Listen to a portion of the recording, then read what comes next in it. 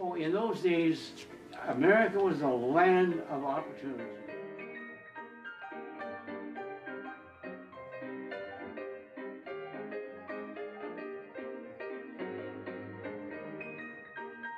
America is considered a melting pot, a land of immigrants. People come here from all over the world for numerous reasons. Each brings his or her life story and adds it to the American melting pot. All kinds of good things. If you wanted to drive a tractor, you got on a tractor and drove it. And you had a dad would say, or grandpa would say, go get those cows over there and bring them over to the garden. During the 1900s, many people immigrated to the United States from a variety of different countries. And the ships were leaving each of those countries with a load of people, and these crowded people got on a boat and landed in New York, and then they were people here, their relatives had sent them money and the address, and then they would get off the boat and get on a train, didn't speak a word of English. John's family came from Eastern Europe to start a better life in America. As a young child, I was a part of a family of 6 children.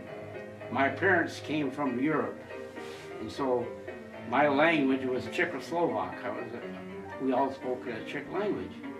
But my parents were able to buy 10 acres of land from my grandfather, who took many years before, kind of got a hold of a big chunk of land. And then there were 2 sons, and so my father got 10 acres, his brother got 10 acres, and Grandpa and Grandma kept the 20 acres. So when we were growing up, we were running back and forth from down there 20 acres, next one was 10 acres, and then finally our land, 10 acres. You get a job down there working in the fields. And when you get through it, 80 hours of crawling on your hands and knees in the dirt, then you walk home and you get up there and climb this mountain and go home. Uncle Joe kept a house for you in a little shack, so you didn't have to come home every night. Yeah, they lived down there for the week. Yeah. They didn't have any refrigeration, so Grandma would give them a ham, and they'd eat that for the week, and then hike home on Saturday, I think, and then we'd walk back down on Sunday. John has lived almost half the age of this country and seen a good 17 presidents. I thought that Coolidge was the savior. He came and changed things for the poor people more than any other president did, up to that point anyway. So Calvin Coolidge was my mother's god.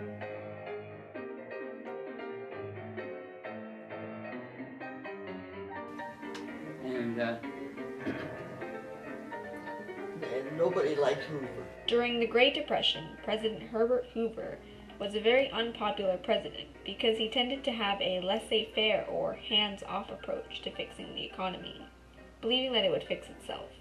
The public's antipathy towards Hoover was so much so that they called the slums of New York Hoovervilles. Many people, many of them immigrants, had to live in filthy, disease-ridden slums. Oh, Franklin Roosevelt? Well, no president, yes. He was a good man. I never saw him, up close to me. All I ever saw was pictures of him. But we enjoyed the opportunity to see newspapers. We looked forward to give us the information, how they read newspapers, or they talked about these things. And the kids would just sit there, listen. What's going on around the world or in the country here. They also took a paper from Czechoslovakia. Your mother did. John loved children, and so he became a principal at the Woodinville School. I always went to not always, not every day, but I would, at noon, go to the kitchen. I didn't go to the lunchroom first. I went to the kitchen, and I'd ask the cook, the head lady, could I have a quick sandwich and a cup of coffee? Yeah. And she'd fix up a sandwich and a cup of coffee. I'd get that and step out the door of the kitchen and go out on the field, on the playground, be with the kids. And then when I'd go out there, there'd be 10 kids on this hand and 10 kids on that hand, a big long line of them. But that was my noon hour responsibility. John Valenta was a very content school principal, but then came along World War II. With 2 brothers already in service, it was no surprise when his draft letter arrived in the mail. John V. Valenta.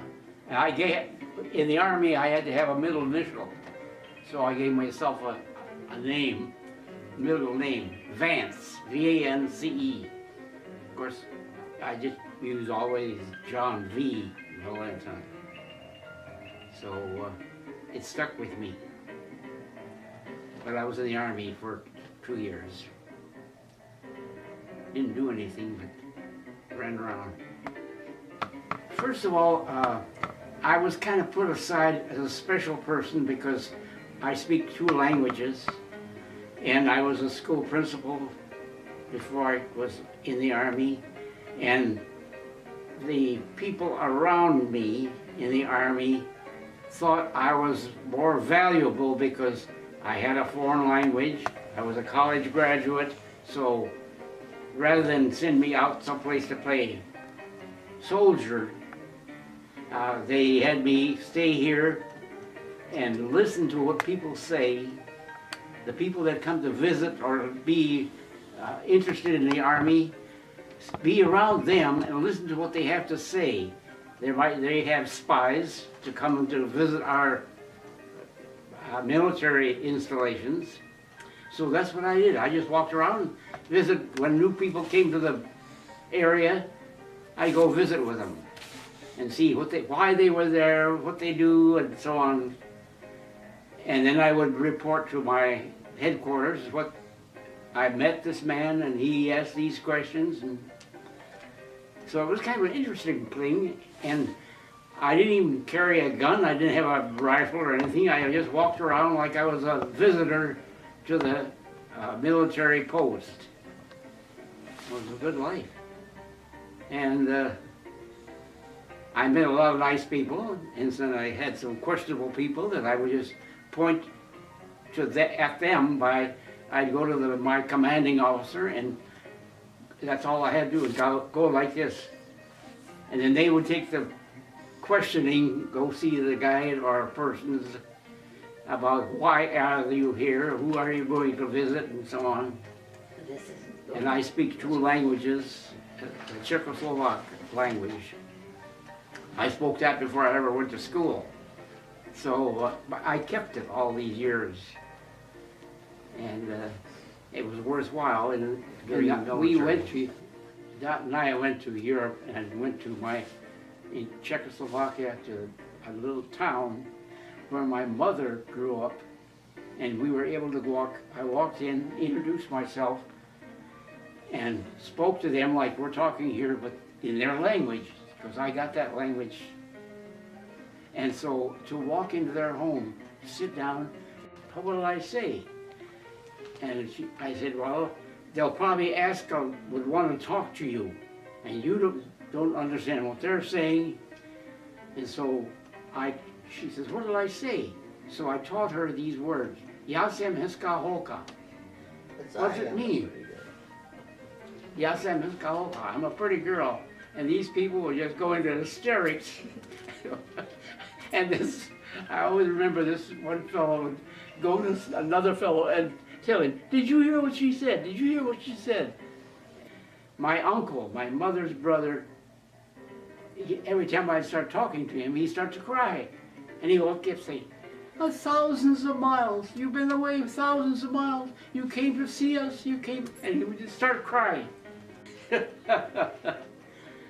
I've had a good life, very good. John Valenta's story shows us how immigrants are the bridge between different people, countries, and cultures. In this world, torn apart by differences, we need these bridges to stay united as one people on planet Earth.